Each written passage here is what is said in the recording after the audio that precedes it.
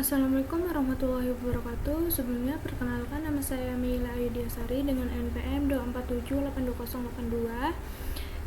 Pada video kali ini saya akan membuat video hands-on quiz assessment yang dimana di sini kami ditugaskan untuk merekam dan menjelaskan langkah demi langkah dalam data cleaning dan statistik deskriptif, serta menjalankan tiap tahap serta menunjukkan hasilnya.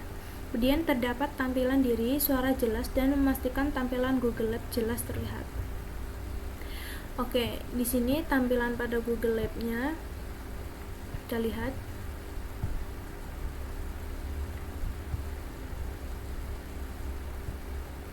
Oke, di sini pada tampilan Google Lab-nya sudah terlihat jelas ya. Menggunakan background putih, tampilan putih, bukan hitam. Oke. Lalu tugasnya melakukan tahapan data cleaning dan statistik deskriptif. Yang pertama, menyiapkan dataset hingga siap analisis. Yang kedua, mengidentifikasi dan menangani missing value atau inkonsistensi.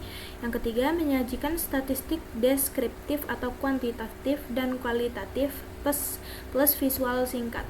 Nah, di sini kami diberikan dataset Ames Housing. Nah, pada dataset Ames Housing ini kita bisa mendownloadnya pada Google Drive ini. Kita lihat ya.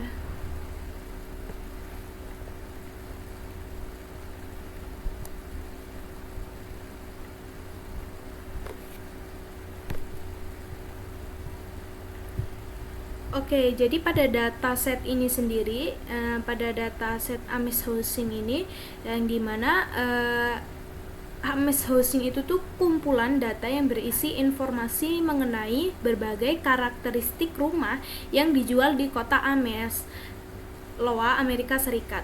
Yang dimana dataset ini tuh sering digunakan dalam bidang data science dan machine learning karena memiliki banyak variabel numeriknya. Yang dimana itu tuh membuat relevan untuk dianalisis harga rumahnya. Sini kita lanjut lagi. Nah, saat praktik langsung pastikan untuk menjelaskan. Oke, sekarang kita masuk ke pembukaan. Nah, pembukaan ini kita akan menjelaskan tujuan, memperkenalkan konteks dan tujuan kegiatan yang dijelaskan. Yang kedua, nama dataset yang digunakan. Tujuan analisis menjelaskan bahwa video akan menunjukkan proses pembersihan data dan analisis statistik deskriptif. Oke ya, pembukaan. Nah,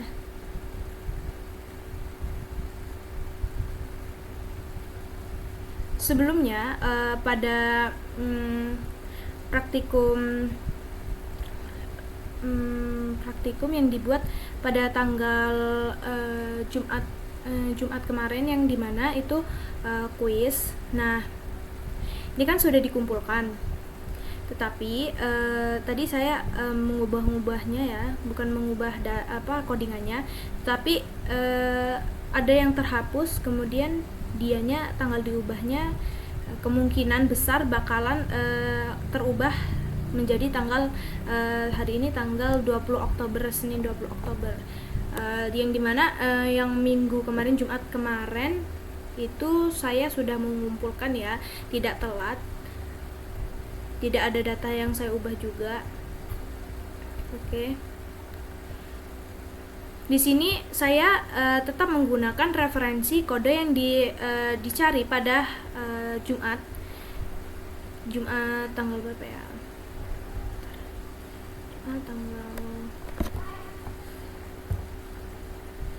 Jumat kemarin tanggal 17 Oktober kemarin, yang dimana kami kan melaksanakan kuis. Nah, pada kuis itu kami sudah mencari kan, saya sudah mencari data-data codingan untuk menjalankan data-data ini, untuk melakukan pembersihan ini pada data-datanya. Nah, ini saya membuat baru lagi agar ini tidak terubah gitu. Sini bukan membuat baru sih, hanya menyalin, dipindahkan dari lab 6 dipindahkan ke Google Colab yang lainnya biar di tanggal yang ini tidak keubah lagi. Oke.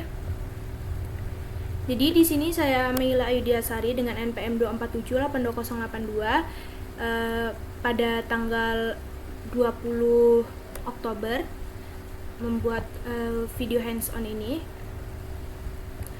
yang dimana saya akan menjelaskan tujuan dari tahapan persiapan data. Tahapan pembukaan, tujuan dari pembukaan praktik ini, dan dimana pada tujuannya pada lab ini kita tuh memperkenalkan konteks dan tujuan kegiatan, yang dimana kita tuh tujuan kita tuh untuk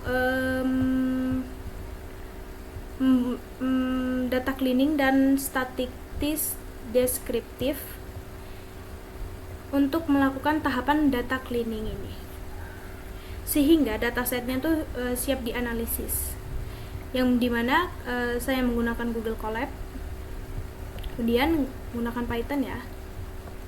Nah, di sini nama dataset yang digunakan yaitu Ames Housing ya.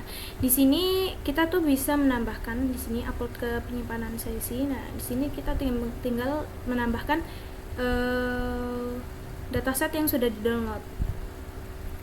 Oke, jadi nama dataset yang digunakan adalah Ames Housing, yang dimana Ames Housing itu kumpulan informasi mengenai berbagai karakteristik rumah yang ada di Amerika Serikat. Oke, lalu untuk tujuan analisis menjelaskan bahwa video akan menunjukkan proses pemeriksaan data dan analisis.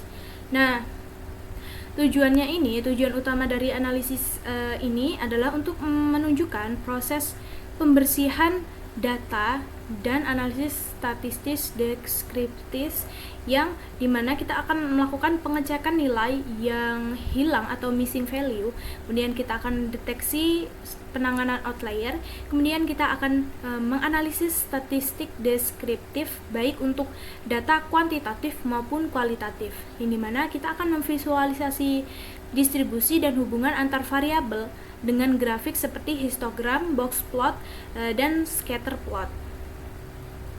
Jadi melalui kegiatan hands on ini atau melakukan kegiatan cleaning data ini, diharapkan mahasiswa tuh dapat memahami tahapan awal dalam eksplorasi data atau eksplorasi data analisis atau EDA, yang dimana kita tuh mengetahui bagaimana statistik deskriptif membantu dan memahami karakteristik dataset sebelum melangkah ke analisis selanjut seperti regresi atau prediksi harga rumah ya. Jadi EDA sendiri atau eksplorasi data analisis itu tuh adalah tahap awal dalam analisis, dan dimana kita tuh mengeksplorasi, memahami, serta menggambarkan karakteristik data sebelum melakukan analisis selanjutan seperti modeling, prediksi, ataupun mesin learning. Jadi sederhananya tuh EDA adalah tahap awal mengenai mengenai data lebih dalam sebelum digunakan untuk kesimpulan atau model. Jadi itu kita harus mengenal dulu tahap awal dalam melakukan pengolahan data. Oke.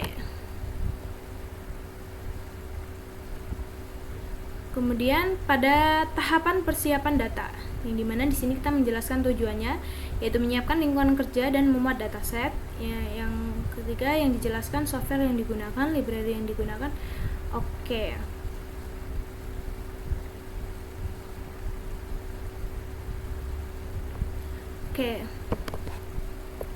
Jadi selanjutnya kita tuh akan menyiapkan lingkungan kerja dan memuat dataset yang dijelaskan.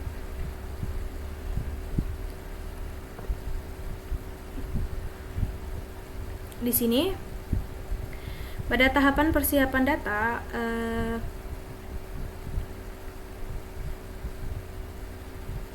menyiapkan lingkungan kerja. Oke, ini dimana kami menggunakan Google Colab. Kemudian di sini memuat dataset Ames Housing ya.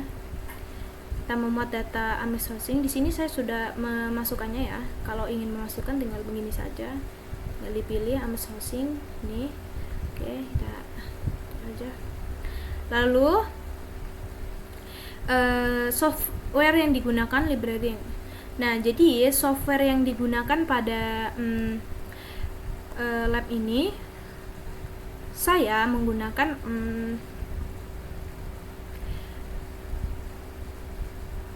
software yang digunakan yaitu Google Colab ya, yang dimana platform ini tuh berbasis cloud dari Google sendiri, yang dimana Google Colab itu tuh mendukung bahasa pemrograman Python. Jadi kelebihan Colab sendiri yang pertama, kita tuh tidak perlu instalasi tambahan. Yang kedua, kita sudah memiliki data science bawaan. Yang ketiga, dapat menampilkan hasil visualisasi langsung dalam notebooknya, dalam Google Colab langsung. Nah, di sini kita coba running. Oke ya, di sini dapat berjalan.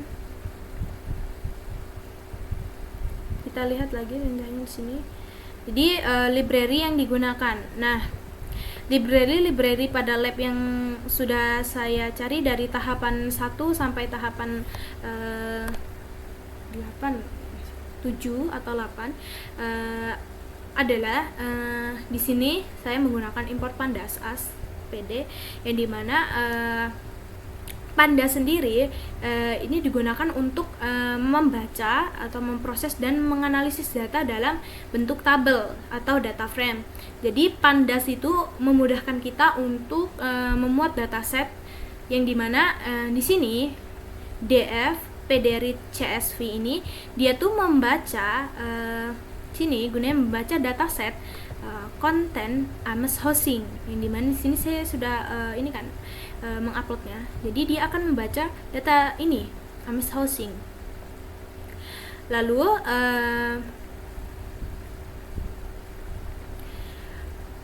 selanjutnya di sini kan hanya menggunakan import pandas. Nah, di sininya dia tuh tidak menggunakan import pandas saja. Dia di sini ada yang menggunakan import matplotlib. Matplotlib pilot SPLT. Nah, yang matplotlib ini adalah library visualisasi yang digunakan untuk membuat grafik secara manual. Nah, di mana library ini tuh memudahkan kita dalam menampilkan data berbentuk histogram maupun box plot ataupun scatter plot dan bar chart. Nah, dan di sini terdapat import Seaborn SNS, yang dimana pada Seaborn ini adalah library visualisasi data yang dibangun di atas matplotlib. Jadi Seaborn ini tuh berhubungan dengan matplotlib ini. Jadi tampilannya agar lebih indah dan interaktif menggunakan Seaborn dan mudah digunakan. Jadi cocok untuk menampilkan grafik statistik seperti box plot tadi, histogram maupun scatter plot itu. Lalu selanjutnya lagi cara membaca read CSV.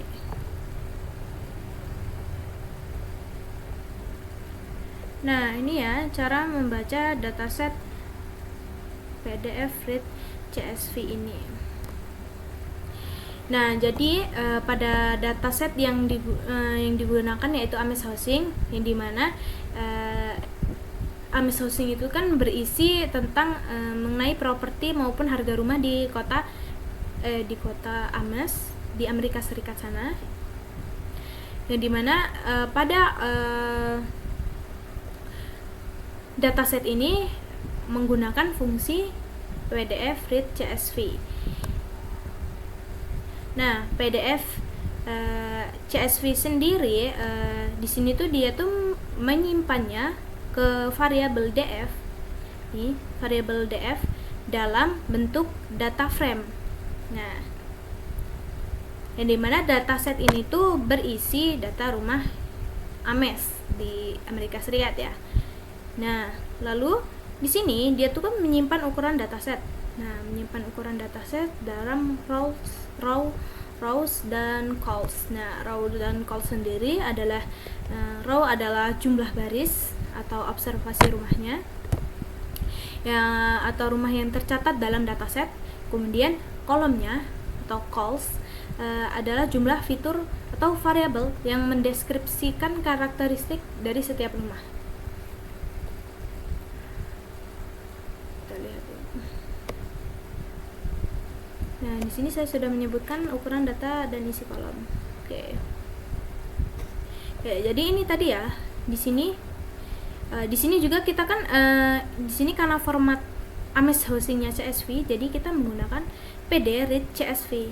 Beda lagi ketika format filenya bukan CSV. Oke, lalu di sini dia akan mengeprint menampilkan hasil dengan tampilan rapi. Oke, di sini dia akan mengeprint informasi dataset Ames hosting dalam jumlah baris observasi atau rows dan columns. Nah, jadi pada rows dan calls ini tuh dia akan menampilkan jumlah baris dan kolom dataset dengan format angka, Kemudian dia akan menambahkan pemisah ribuan ya. Oke, di sini dia hanya mengeluarkan print ya. Sini print dataset ini berisi. Jadi artinya print ini dia akan mengeluarkan kata yang berada di dalam kurung ini. Nih. Ya, seperti ini. Informasi dataset Ames hosting nih. Di sini kan dia nih. Print informasi dataset Ames hosting. Oke. Nah, jadi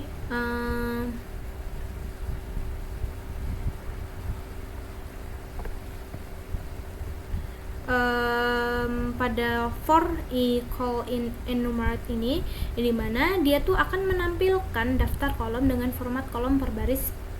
Nah, biar ini tuh dia tuh biar kolomnya tuh satu persatu dengan nomor yang urut gitu. Jadi enumerate ini artinya tuh memberi indeks otomatis. Lalu if i400 ini artinya dia tuh menambah garis pemisah setiap 4 kolom agar tidak terlalu panjang gitu di layar. Nih. Setiap 4 baris dia akan memberikan garis pemisah. Oke. Nih ya. Sini terdapat 82 informasinya, daftar nama kolom. Jadi dia menampilkan daftar kolomnya. Oke, untuk yang tahapan persiapan datanya clear ya. Lalu untuk pemeriksaan awal data. Nah, untuk pemeriksaan awal data sendiri di sini kami tugaskan untuk kita jalankan dulu. Oke, di sini sudah tampil ya.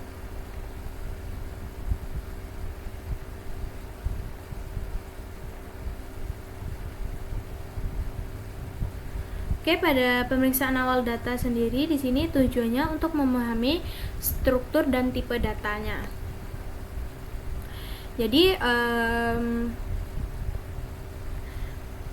tujuan dari pemeriksaan awal data sendiri di sini tuh kita tuh memahami struktur dan tipe data kan yang terdapat dalam data Ames hosting sendiri.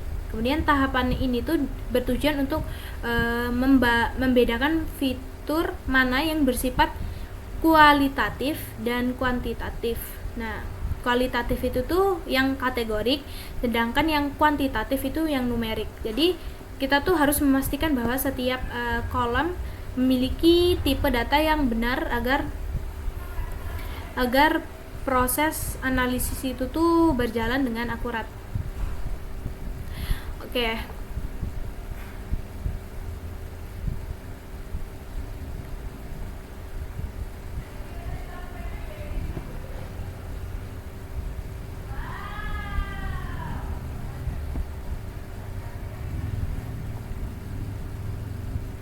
Fitur mana saja yang masuk ke golongan kualitatif dan kuantitatif? Oke. Sini sudah terlihat ya untuk yang kualitatif dan kuantitatif. Nah, sini pada kolom kuantitatif atau numeriknya, sini tuh berisi data berupa angka seperti lot area, lalu order, bid, MS club, pokoknya di sini kolom kuantitatif. Nah, sedangkan pada kolom kategorik atau kualitatif, di sini terdapat berisi data berupa teks atau label seperti Nightboard, lalu BLDEC type. Oke, di sini. Nah, jadi intinya tuh yang numerik itu tuh berisi angka. Kemudian kalau yang kategori tuh berisi berupa teks. Nah, di sini dia juga menampilkan data lengkap semua kolom dengan tipe datanya. Ya. Nih. Nama kolomnya order, tipe datanya kuantitatif. Di sini kualitatifnya MS zoning. Kemudian untuk yang lot frontage kuantitatif. Oke, di sini dia menampilkannya. Oke. Lalu di sini juga dia menampilkan jumlah total kolomnya 82. Lalu jumlah kolom kuantitatif numeriknya 39. Lalu jumlah kolom kualitatifnya 43. Jadi jenis tipe data yang terdapat pada kolom set terdapat dalam dataset di mana objeknya 43, integernya 28, floatnya 11. Sini kita lihat dulu kolom salah atau missing data.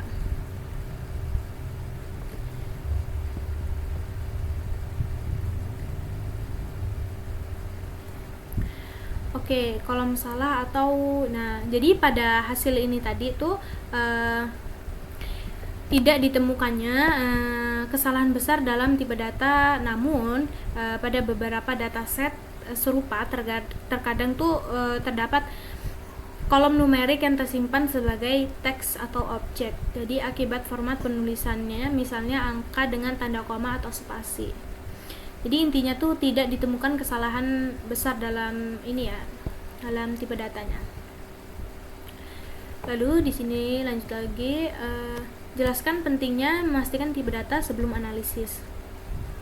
Jadi pentingnya memastikan tipe data sebelum analisis yang agar kita tuh memastikan tipe data yang benar sangat penting karena yang pertama tuh menjamin keakuratan analisis.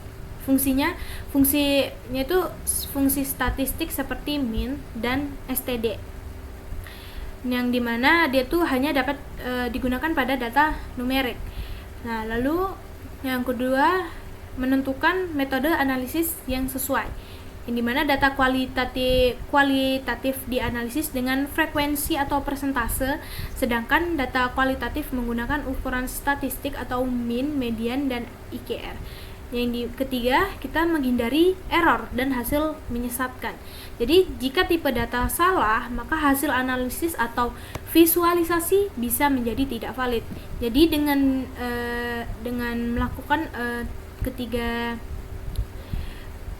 memastikan ketiga itu tadi, kita tuh dapat tahap pemeriksaan awal, di mana kita tuh memastikan seluruh data tuh sudah berada dalam format yang sesuai, sehingga analisis lanjutan seperti deteksi missing values atau outlier dan statistik deskriptif dapat dilakukan dengan tepat. Oke. Ya, kita akan jelaskan pada bagian kodenya ya.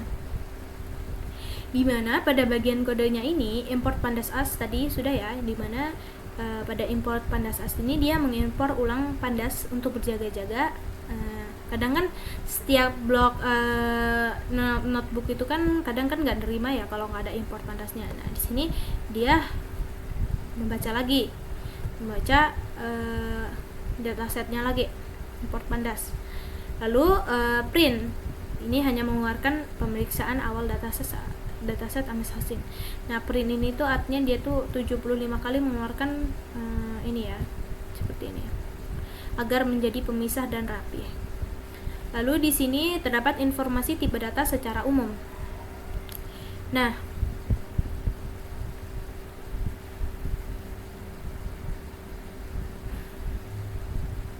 jadi pada df types value counts ini tuh dia tuh digunakan untuk menampilkan jumlah kolom per tipe data, yang dimana mixed integer, float, dan object, yang dimana itu tuh berguna untuk mengetahui proporsi antara kolom numerik dan kategorikal. Jadi jenis tipe data yang terdapat dalam dataset. Kemudian df types value counts, yang dimana dia akan menentukan jumlah per tipe datanya. Lalu di sini memisahkan kolom numerik dan kategorik. Oke. Jadi pada ini tuh dia tuh num columns ini memisahkan kolom numerik, num columns. Lalu untuk yang kategorik yaitu cat calls, dia akan memisahkan nih. Cat calls dia memanggil objek, yang nums columns di sini yang numerik dia akan memanggil integer dan float column tools. Lalu di sini menampilkan total jumlah kolom.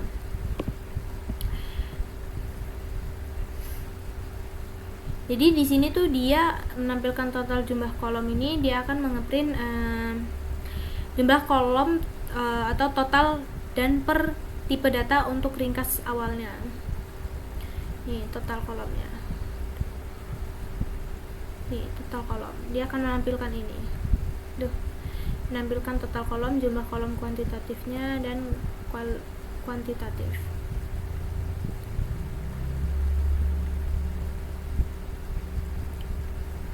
Lalu ini untuk kolom kuantitatif atau numeriknya.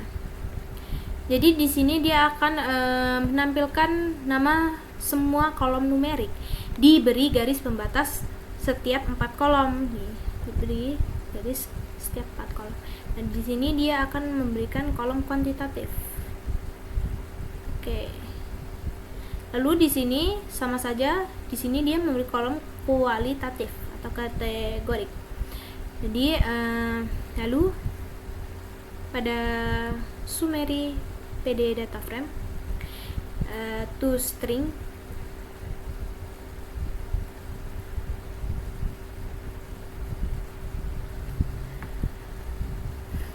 Nah, di sini tuh dia tuh membuat tabel ringkasan seluruh kolom beserta tipenya.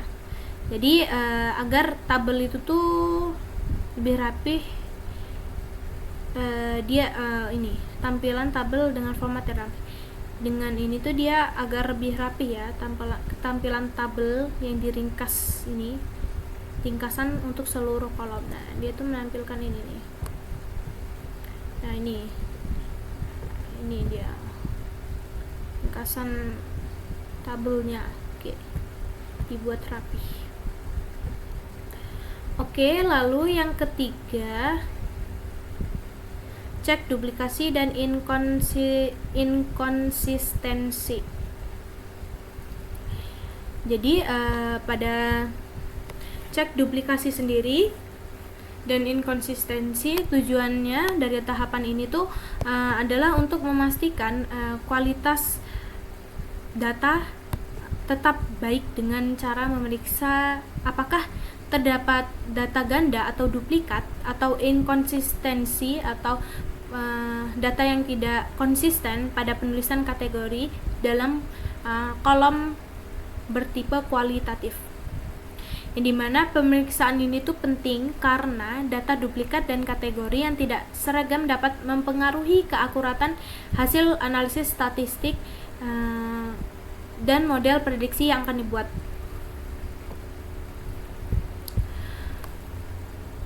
Oke.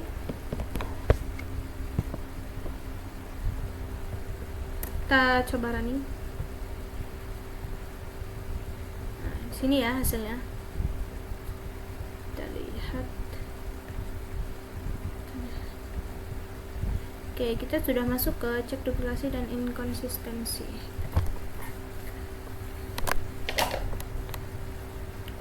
Tujuannya sudah, lalu yang dijelaskan hasil DF duplikat sum. Kategori tidak seragam, jelaskan apa. Oke.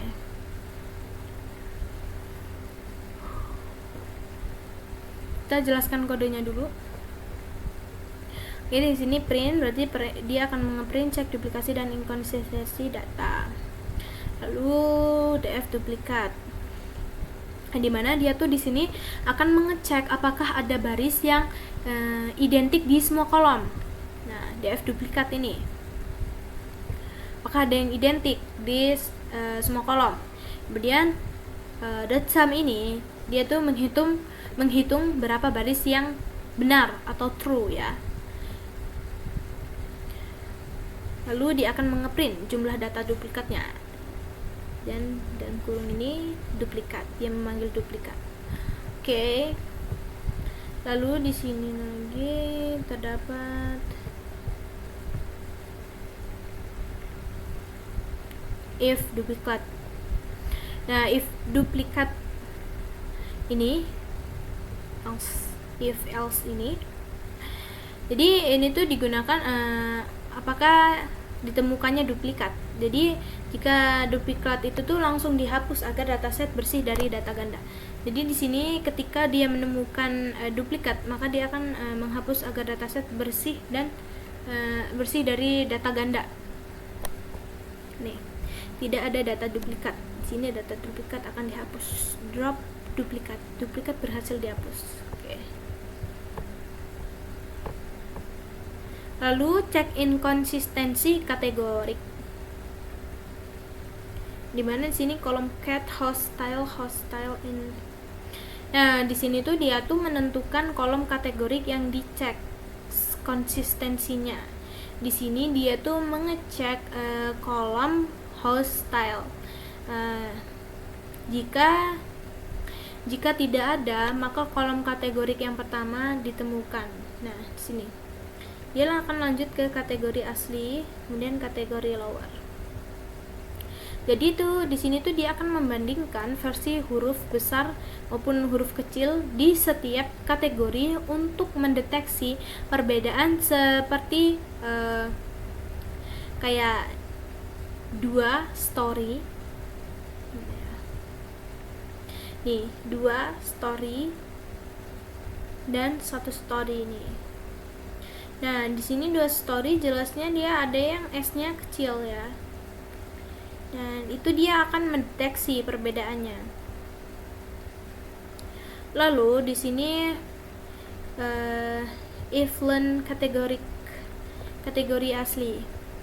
Nah, di sini tuh jika jumlah kategori berbeda, berarti ada inkonsistensi penulisan dan perlu distandarkan. Nah,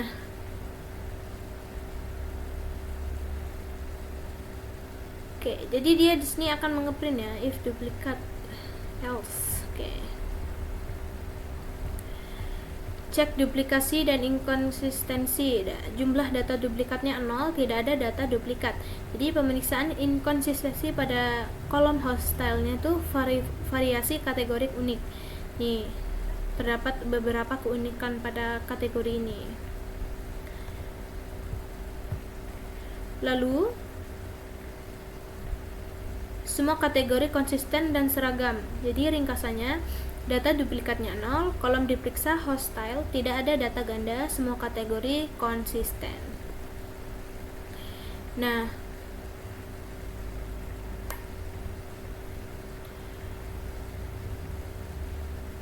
jadi pada tahapan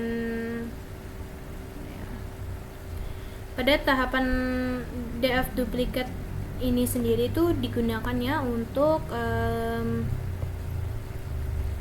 menghindari perhitungan yang ganda ya, atau analisis statistik, karena data yang sama berulang tuh bisa menyebabkan hasil perhitungannya tuh menjadi bias gitu. Kemudian di sini pemeriksaan inkonsistensi kategori yang seperti sudah saya jelaskan tadi ya.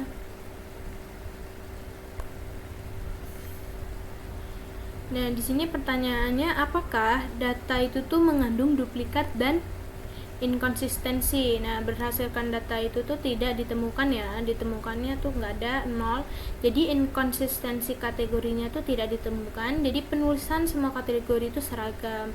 Artinya pada dataset Ames Housing ini tuh bersih dari duplikasi dan inkonsistensi, yang dimana di situ dia tuh siap digunakan pada tahap analisis statistik dan deskriptif berikutnya. Oke ya, berarti pada cek duplikasi dan inkonsistensi sudah menunjukkan bahwa tidak ada data duplikatnya. Oke. Lalu selanjutnya untuk cek missing value. Nah, untuk cek missing value kita running. Nah, di sini untuk cek missing value ya.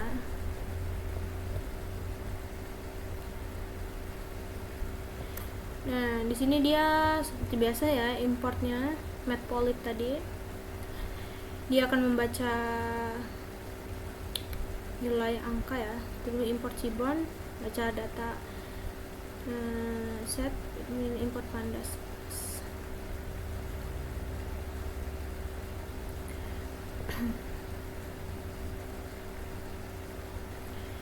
Jadi pada missing DF ini tuh dia akan menghitung jumlah missing value per kolomnya.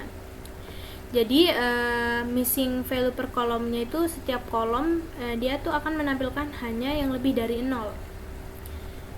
Hanya yang lebih dari 0 nih.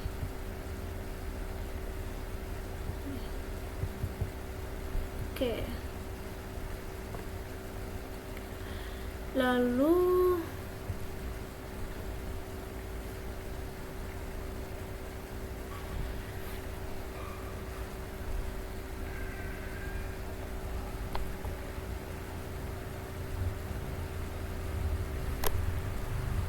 untuk visualisasi missing value-nya. Di sini SNS heat map false ini itu tuh artinya tuh dia akan menampilkan peta visual untuk melihat pola data yang hilang. Jadi setiap titik terang itu menunjukkan nilai kosong. Ini ya, titik terang itu menunjukkan nilai kosong.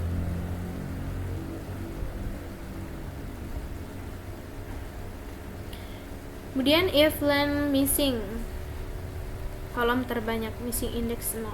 Jadi di sini tuh dia akan menyimpan nama kolom dengan nilai kosong terbanyak untuk dijelaskan. Lalu dia akan menangani missing value-nya, median untuk numerik, modus untuk kategorik, for calls DF columns. Yang dimana pada kolom ini tuh dia tuh akan melakukan strategi pengisian nilai yang kosong atau imputasi, yang dimana jika kolom numerik diisi dengan median. Jika kolom numerik maka dia diisi dengan median. Lalu jika kolom kategorik maka dia diisi dengan nilai modus atau nilai yang paling sering muncul ya. Nah, ini jika dia numerik maka diisi median, jika dia kategorik maka dia akan diisi nilai modus. atau nilai yang paling sering muncul. Lalu dia akan print ini semua, print. Nah, untuk penugasannya, check missing value-nya, tujuan dari check missing value mengidentifikasi data kosong dan menjelaskan strategi penanganannya. Jadi tujuan pada check missing value itu sendiri, tahapan ini tuh digunakan untuk mengidentifikasi dan menangani data yang kosong atau missing value ya dalam dataset Ames Housing. Kemudian data kosong ini tuh dapat muncul karena kesalahan input, data tidak tercatat ataupun nilai yang memang tidak berlaku untuk suatu kategori gitu. Yang dimana kita tuh akan menangani missing value sangat penting agar hasil analisis itu tuh tidak bias dan model statistiknya tuh yang dibangunnya tuh nanti bakalan menghasilkan kesimpulan yang salah gitu.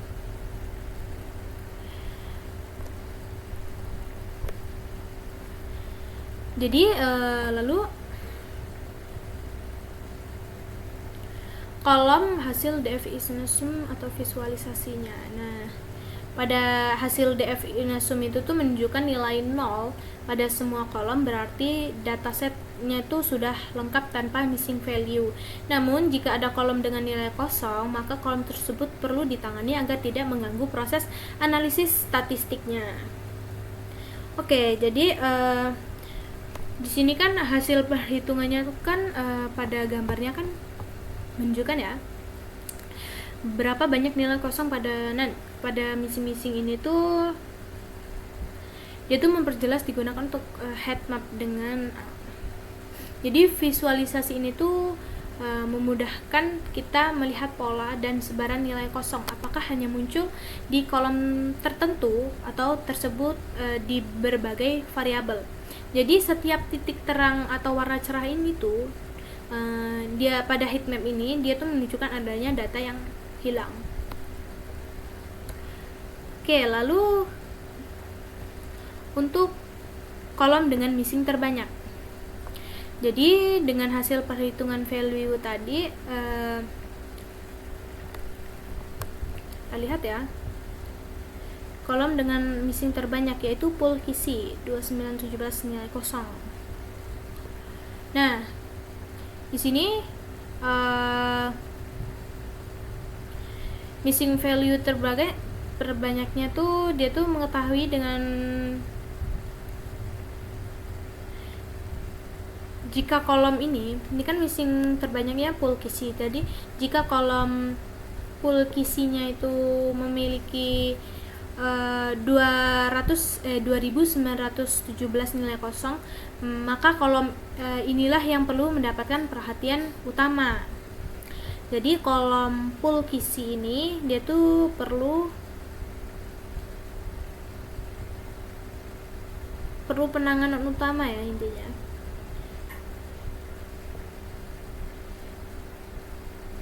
Jadi dengan mengetahui kolom dengan missing terbanyak, kita tuh dapat membantu menentukan strategi penanganan yang tepat.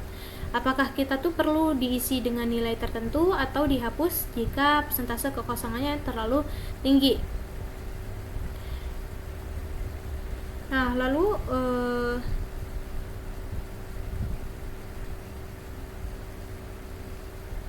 alasan memilih median untuk numerik ataupun modus.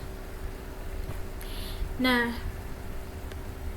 jadi strategi penanganan missing value ini, jadi untuk menangani nilai kosong yang ini tadi, maka digunakannya pendekatan yang berbeda-beda tipenya berdasarkan tipe data ya.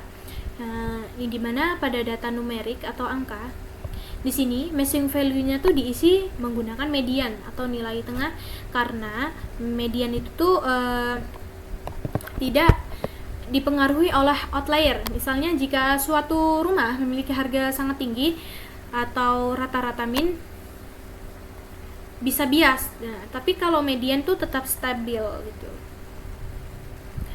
Nah, sini ditunjukkan ya dia tuh pada kalau median ini. Nah, untuk yang data kategorik atau teks. Nah, missing value menanganinya itu menggunakan modus yang nilai yang paling sering muncul karena dia tuh mewakili kategori mayoritas, yang dimana dia melakukan pendekatan ini memastikan bahwa tidak ada data yang hilang tanpa menimbulkan bias besar pada distribusi data. Nah,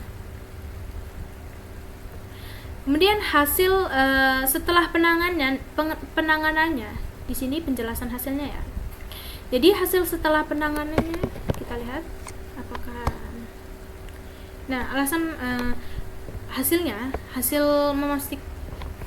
setelah penanganannya. Jadi setelah semua kolom diperiksa dan diisi, dilakukannya pengecekan ulang menggunakan jelasan ini ya. Jadi hasilnya tuh menunjukkan bahwa seluruh nilai kosong telah berhasil ditangani dan tidak ada lagi missing value di dataset. Artinya dataset ini tuh bersih dan siap digunakan untuk tahap analisis seperti outlier detection ataupun statistik deskriptif. Oke. Sini ya. Oke, kita lanjut ke deteksi dan penanganan outliernya. Nah, pada deteksi dan penanganan outlier ini sendiri, tujuan dari deteksi dan penanganan outlier ini adalah untuk menemukan nilai-nilai data atau outlier yang menyimpang jauh dari pola umum data lainnya, seperti polanya itu tuh menjauhi pola-pola yang sudah ada gitu. Dia tuh running ya, kita lihat. Nah, dia tuh menjauhi pola-pola yang udah di ini. Lalu outlier tuh dapat muncul karena kesalahan input, kesalahan alat ukur, ataupun karena karakteristik unik pada data tertentu. Jadi jika tidak ditangani, maka outlier itu bisa membuat hasil analisisnya itu menjadi bias, terutama pada perhitungan statistik seperti rata-rata dan regresi. Nah, kita lihat dulu di sini.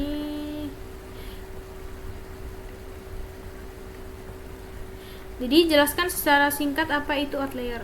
Bentar ya.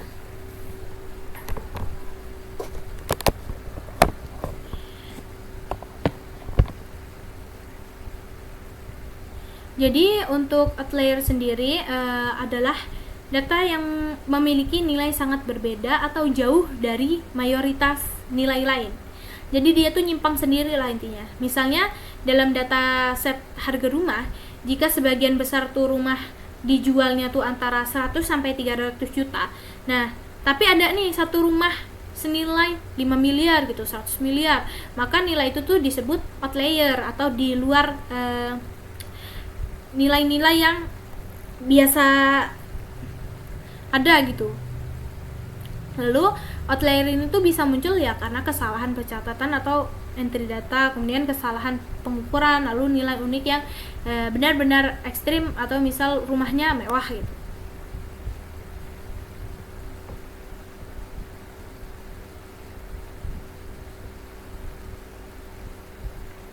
Nah, di sini jelaskan mengapa penting dilakukannya deteksi outlier sebelum analisis, deskripsi atau modeling.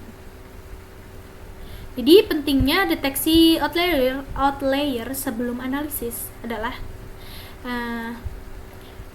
misal kita tuh sebelum melakukan analisis tuh harus analisis, deskripsi atau modeling tuh kita tuh penting banget buat mendeteksi outlier, karena outlier tuh dapat menarik rata-rata ke arah nilai ekstrem, menyebabkan hasil tidak representatif. Jadi dapat mengganggu model prediktif seperti regresi linear. Kemudian dia tuh menyebabkan grafik dan visualisasinya tuh menjadi tidak akurat gitu. Kemudian di sini pada apa itu outlier nih, kita lihat. Pada codingan. Sini ya, sudah import dah. Oke, dia print. Nah, untuk deteksi outlier dengan metode IQR di sini. Nah, kode ini tuh menggunakan metode IQR ya. yang dimana IQR itu interquartile range, untuk mencari batas bawah dan atas dari nilai wajar data. Data ini tuh data di luar batas itu dianggap outlier. Nah, ini kodenya, batas bawah dan batas atas. Lalu untuk intinya deteksi pada outlier, di sini kolom numerik.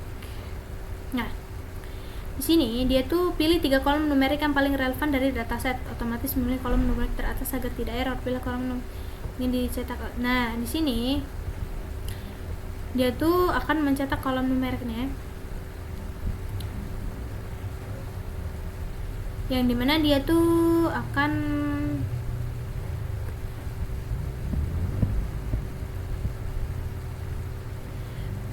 menentukan kolom numerik yang akan dicek karena berpotensi memiliki nilai ekstrim. Seperti dia tuh kolom numerik sell price, berarti dia tuh akan mengecek sell price dan lot area, lalu AST float safe. Nah, di sini dia kolom numeriknya tuh dia akan mengecek ini. Lalu SNS box plot. Nah, di sini tuh dia tuh akan membuat kotak diagram untuk melihat outlier secara visual sebelum membersihkannya. Dan di sini tadi ya menggunakan metode IQR untuk menghitung batas outliernya. Nah, lalu max outliernya di sini tuh dia akan membuat true false yang menandai baris dengan nilai ekstrim dan menghitung total outliernya. Dia akan melakukan df clean, membuat dataset baru tanpa outlier. Ini df clean. Lalu membuat dataset baru tanpa lalu dia akan menampilkan sini visualisasi setelah pembersihan. Dia akan menampilkan box plot setelah pembersihan untuk memastikan nilai ekstrimnya itu berkurang. Jadi ini visualisasi setelah pembersihannya dan ini visualisasi sebelum pembersihannya. Nah, di sini ya bisa terlihat box plot sebelum penanganan outliernya. Lalu di sini box plot setelah penanganan outliernya. Oke. Jadi dia titik-titik yang di luar nilai ini dia tuh akan menjadi konsisten gitu.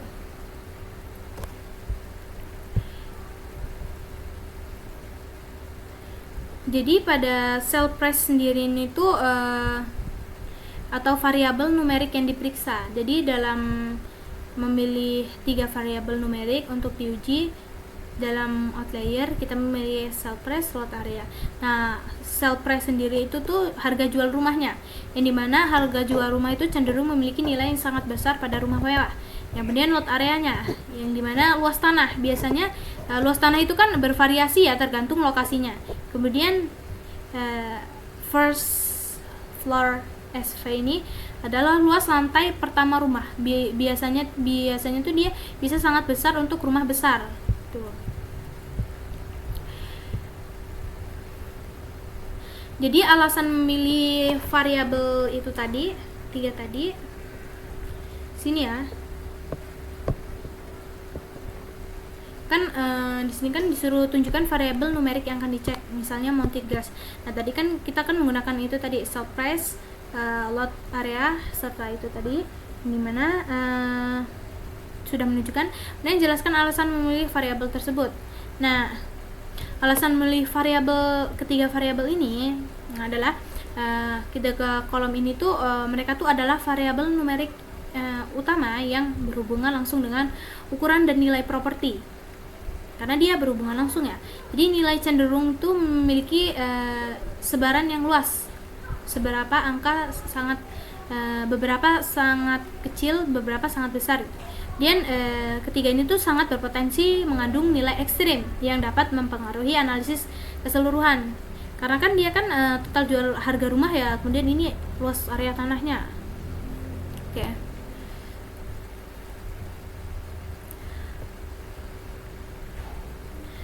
Sini kemudian gunakan visualisasi ya. Nah, di sini kan saya menggunakan visualisasi box plot ya. Lalu ketujuhnya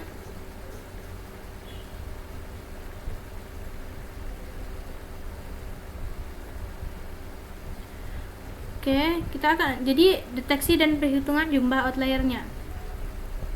Tadi sudah ya menggunakan max outlier tadi. Lalu dia melakukan pembersihan outlier. Visualisasinya sudah. Lalu sudah berarti ya. Pada deteksi dan penanganan outliernya sudah, ini sudah. Oke. Jadi di sini penjelasannya, outlier adalah nilai yang jauh menyimpang dari pola umum data, di mana deteksi outlier penting agar hasil analisis dan model tidak bias oleh nilai ekstrim. Setelah pembersihan, distribusi data menjadi lebih stabil dan representatif. Nah, kemudian lanjut ke statistik deskriptif kuantitatif. Nah,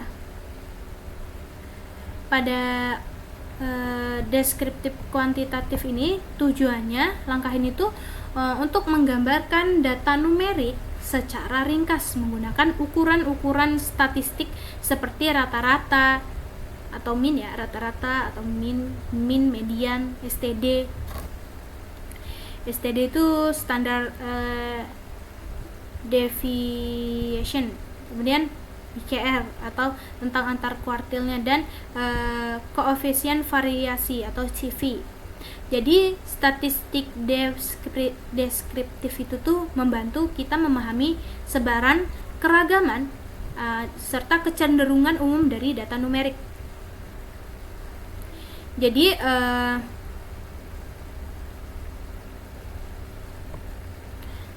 kita jelaskan untuk kodenya. Sini import pandas as seperti yang tadi, print statistik deskriptif, lalu ambil kolom numerik num df select type ini.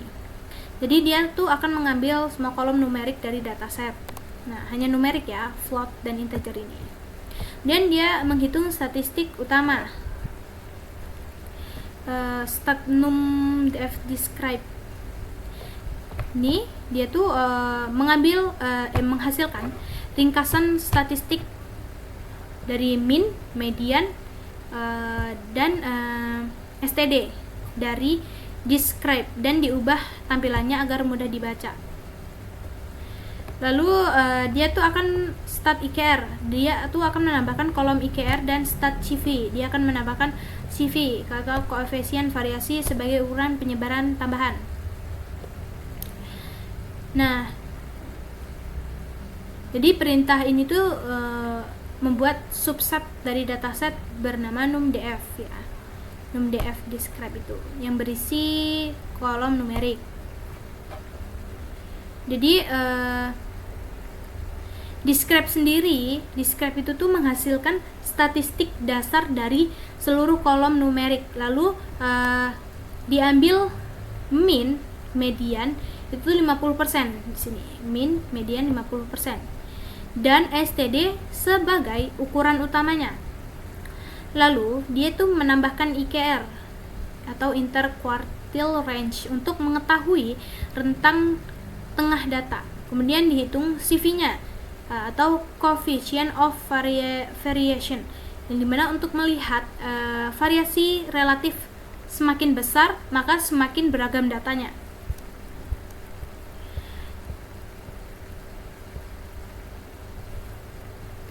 Nah, di sini dia akan mengeprint ringkasan ini. Dia tuh maka di sini akan menempelkan tabel berwarna agar agar perbedaannya tuh terlihat jelas ya. Pada tampilkan tabel rapi.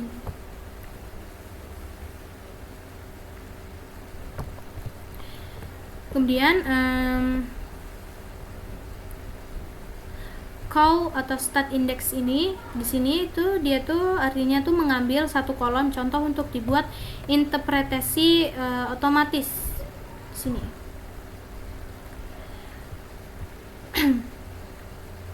Nah, oke, lalu untuk selanjutnya sudah cell describe, sudah arti nilai rata semua. Oke, arti nilai rata-rata simpang baku dan CV. Jadi rata-rata atau min sendiri itu tuh menggambarkan kecenderungan pusat data, ini mana STD menunjukkan seberapa besar penyimpangannya. penyimpangan nilai-nilai dari rata-rata. Jadi semakin besar nilainya, maka semakin lebar variasi data. Kemudian CV. Nah, CV sendiri itu tuh menunjukkan proporsi keragaman relatif. Semakin tinggi CV, maka semakin tidak stabil atau bervariasi datanya. Nah, di sini terdapat satu contoh interpretasi. Nah, jadi saya mengambil contohnya itu tadi ya, sudah saya jelaskan pada kodenya. Jadi misalnya ini kan kita mengambil contoh ya. Di sini saya mengambil contoh rata-rata order. Rata-rata order adalah 146550 ini dengan CV 0,8. Artinya variasi data pada kolom ini tergolong tinggi. Nah, bisa juga jika kita menggunakan sell price. Nah, sell price ya di sini sell price dengan angka segini nih. Kemudian dengan CV-nya 0,44. Jadi artinya tuh varian harganya tuh varian harga rumahnya tuh antar observasi tergolong tinggi ya. Jadi interpretasi ini tuh menjelaskan makna statistik secara langsung dari rata-rata menggambarkan nilai umum, sedangkan CV itu menunjukkan tingkat variasi data antar sampelnya. Nah, oke, sini sudah ya. Lalu untuk statistik deskriptif kualitatif. Sini kita running. Nah, untuk kolom ini sendiri tujuannya itu tuh pada statistik deskriptif kualitatif, tujuannya tuh untuk menunjukkan distribusi kategori dalam data, baik dalam bentuk frekuensi jumlah atau kemunculan maupun persentase atau proporsinya. Jadi analisis ini tuh membantu mengetahui kategori mana yang dominan dan bagaimana maknanya terhadap konteks penelitian. Jadi pada kolom ini sendiri yaitu kolom kategorikan untuk dianalisis, kolom cat neckboard. Nah, jadi pada kode ini tuh memilih satu variabel kategorikal, misalnya neckboard, untuk dianalisis. Lalu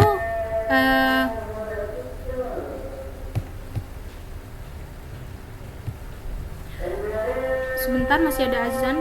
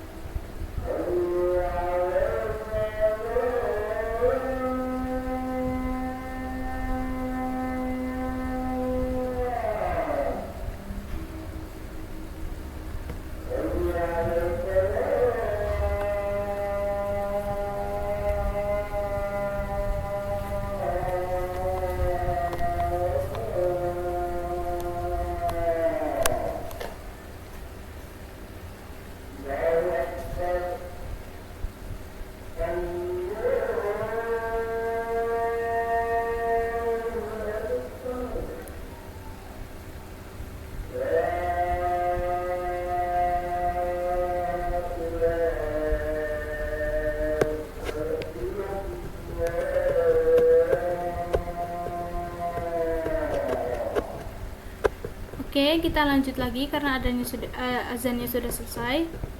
Oke, pada ini frekuensi dan persentasenya. Jadi pada frekuensi dan persentasenya di sini ditunjukkan pada hitung frekuensi dan persentase nih pada codingan ini.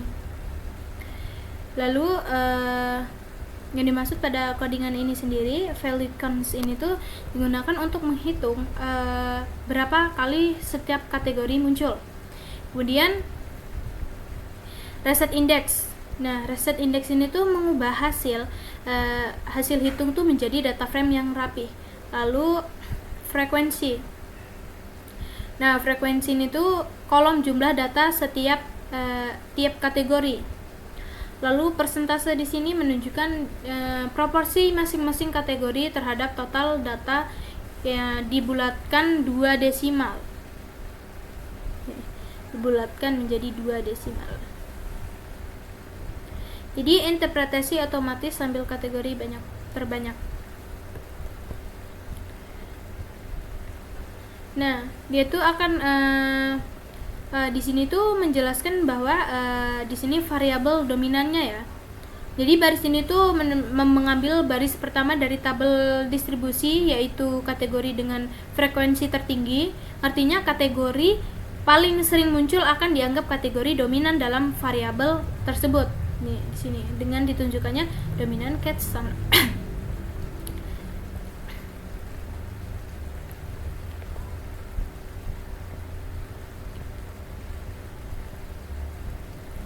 Nah, di sini juga sudah ya dia menunjukkannya. Oke, kita lihat untuk pertanyaannya. Variabel dominan. Sudah ya tadi variabel dominannya. Dimana tadi sudah ditunjukkan kodenya. Maknanya terhadap konteksnya. Oke, maknanya di sini interpretasi ya. Maknanya jadi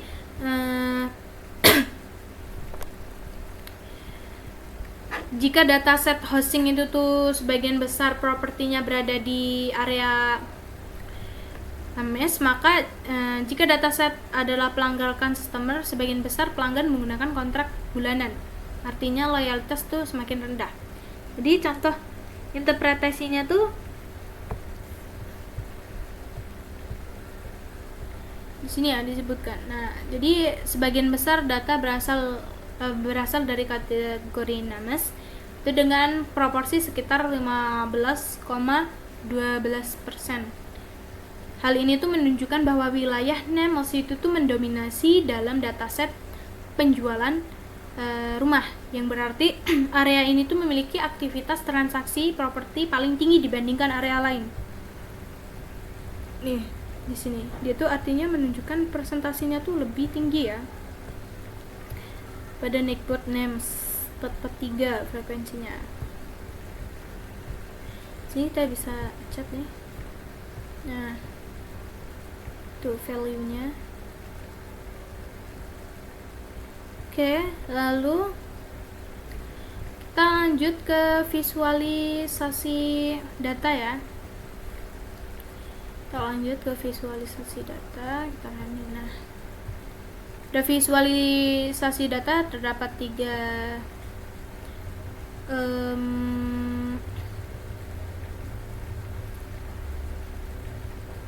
gambar, yang dimana pada gambar pertama yaitu histogram, yang kedua ini box plot, yang ketiga scatter plot. Oke.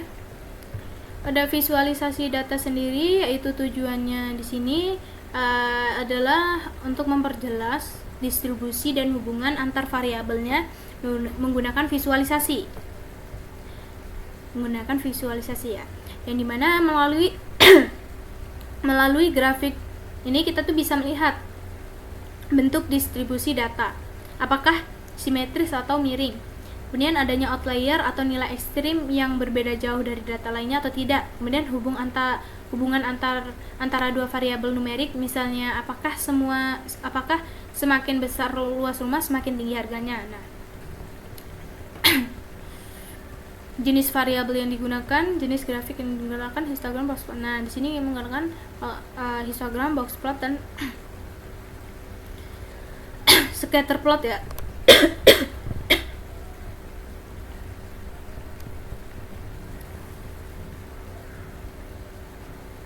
Jadi pada baris histogram sendiri, di sini histogram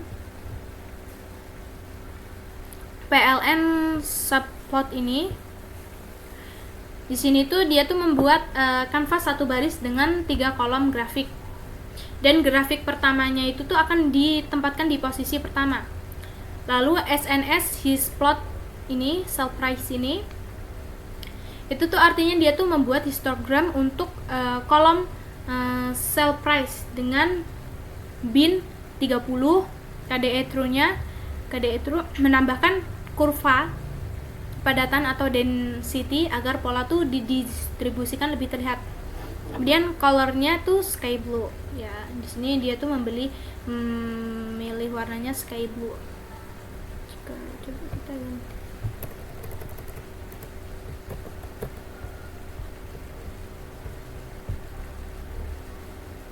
Nah, sini kita bisa ubah ya warnanya. Color pink. Distribusi harga rumah, font size-nya. Di sini kita bisa ubah font size-nya juga, dan PLC kabelnya. Jadi pada ini tuh dia tuh memberi judul ya atau label dalam setiap grafiknya. Dan di sini terdapat jadi histogram ini tuh menunjukkan bahwa distribusi harga rumah atau sale price itu tuh sini, itu ini menunjukkan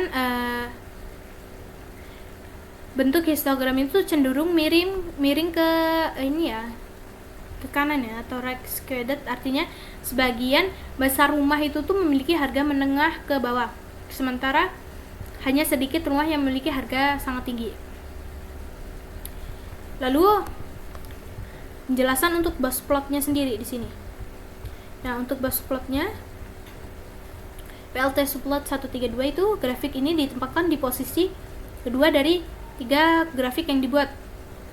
Yang dimana SNS box plot ini light green ini membuat box plot itu kolom sell price-nya dengan warna hijau muda. Box plotnya memperlihatkan nilai minimum, maksimum, quartile, median, dan outlier. Nah, di sini kita bisa ubah nih seperti sky blue.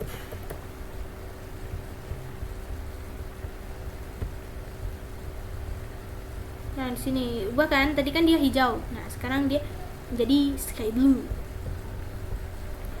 Oke, lalu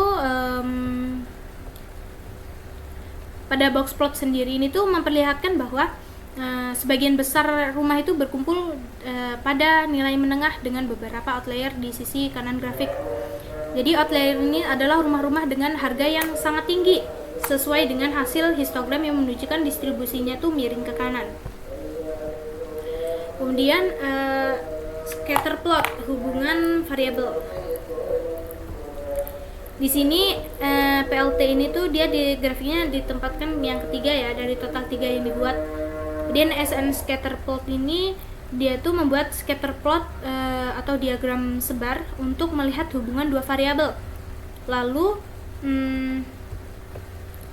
ini 2 variabel relief area ya. Ini luas bangunan, lalu ini harga rumah. Nah, alpha 0.6 itu tuh membuat titik agar transparan agar tidak tumpang tindih. Lalu colornya salmon. Nah, di sini kita bisa ubah juga nih colornya, tapi nggak usah ya. Nah, di sini dia akan ngeprint nih hubungan luas bangunan vs harga rumah, font size-nya 11. Dan PLT title. Jadi scatter plot sendiri itu menunjukkan pola naik atau koreksi positif semakin luas bangunan atau GR live area-nya, maka semakin tinggi harga murah atau sell price-nya. Artinya variabel live area-nya itu tuh memiliki pengaruh yang kuat terhadap sell price rumah, cenderung lebih mahal. Nah, sini kita lihat apa yang terlihat dari grafik. Nah, dari apa yang terlihat dari grafik itu tuh histogram itu histogram ini tuh menunjukkan distribusi miring ke kanan atau skewed right. Lalu box plotnya menampilkan adanya outlier di harga tinggi. Lalu scatter plotnya memperlihatkan hubungan positif antara dua variabel. Semakin besar atau luas, maka dia tuh semakin mahal gitu. Kemudian sini ya, pada kode-kodenya min price, min median ini artinya tuh dia tuh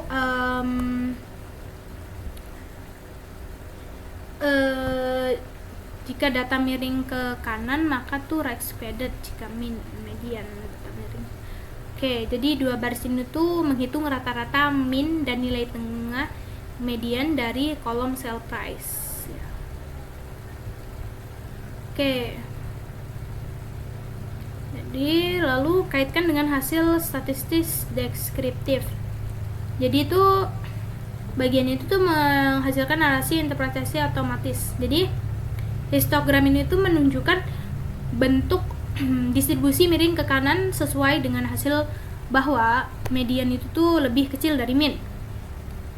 Dan box plotnya menegaskan bahwa ada outlier di harga tinggi. Lalu scatter plot menunjukkan korelasi positif luas bangunan dan harga murah. Artinya semakin luas bangunan maka harganya tuh semakin tinggi gitu. Kesimpulannya tuh visualisasi ini tuh konsisten dengan hasil statistik deskriptifnya ya. Oke. Sudah terjawab pada setiap ininya. Oke. Sudah terjawab ya. Lalu masuk lagi kita ke ringkasan dan penutupan. Jadi ringkasan itu kita menegaskan pemahaman dan insight akhir. Jadi pada ringkasan dan penutupan ini kita tuh bertujuan untuk menegakkan kembali hasil analisis utama yang sudah dilakukan, memberikan gambaran akhir kondisi dataset dan menunjukkan bahwa data tuh sudah siap digunakan untuk analisis lanjutan seperti modeling, prediksi, atau visualisasi mendalam. Jadi selain itu, bagian itu berfungsi sebagai penutup laporan analisis dengan ucapan penutup yang jadi temuan utama 2-3 poin ya. Nah, berdasarkan langkah yang di atas itu tadi 1-8 poin-poin tadi, yang dimana temuannya yang pertama, kualitas data tuh sudah terjamin dari hasil pengecekan duplikasi dan inkonsistensi, yang dimana pada langkah 4 tadi tidak ditemukan data ganda dan kategori sudah seragam setelah pembersihan. Jadi hal ini tuh menunjukkan dataset telah bebas dari inkonsistensi dan duplikasi. Kemudian yang kedua, missing value sudah ditangani dengan tepat, yang dimana hasil pengecekan pada langkah 5 menunjukkan beberapa kolom memiliki nilai kosong, yang dimana nilai kosong ini tuh diisi dengan median karena tahapan terhadap outlier itu tuh dan untuk data kategorikal diisi dengan modus karena kategori yang paling sering muncul. Jadi setelah itu tuh seluruh nilai itu kosong berhasil ditangani. Kemudian pada outlier dan distribusi data telah diperbaiki. Nah, di mana dari analisis outlier langkah 6 ditemukan beberapa nilai ekstrim pada variabel seperti sell price dan lot area, di mana setelah pembersihan menggunakan metode IKR tadi, distribusi data tuh menjadi lebih stabil dan representatif. Dan hasil visualisasi pada langkah 8 juga menampilkan bahwa distribusi harga rumah tuh miring ke kanan sesuai dengan hasil statistik deskriptif bahwa median tuh lebih kecil dari min. Dan data siap untuk analisis lanjutan. Nah, berdasarkan keseluruhan proses yang sudah dijelaskan tadi, jadi dataset yang digunakan kini itu telah bebas dari duplikasi dan inkonsistensi kategori. Jadi tidak lagi memiliki missing value, sudah terbebas dari outlier ekstrim, lalu memiliki statistik deskriptif yang jelas untuk setiap variabel numerik dan kategorikal. Jadi artinya dataset kini tuh siap digunakan untuk analisis lanjutan seperti pemodelan prediksi harga rumah, kemudian analisis regresi atau korelasi antar variabel. Jadi visualisasi hubungan kompleks antar fitur-fitur numerik dan kategorikal. Oke, jadi tadi ya